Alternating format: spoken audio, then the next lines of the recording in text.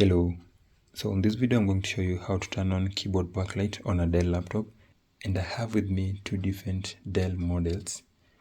We have the first one that is around 6th gen Dell, and then this one is the 8th generation. Now, first thing first, on your keyboard you have to look for that backlight icon. Without it, then there's no backlight on your keyboard, backlight capabilities. As for my case, you can see it around F10 on this particular Dell. And then for the 8th generation, we have the backlight icon around F5. So you always have to look for this backlight icon. If you don't see it, then your keyboard does not support backlight light no matter what you do. Now that we have these icons, you just have to click on it, like for our case here.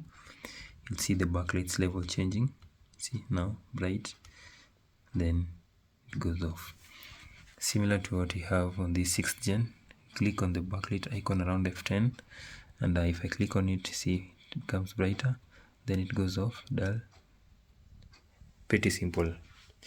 That is it, guys. If you find that video quite helpful, don't forget to leave a like and don't forget to subscribe for more tech tips like this one.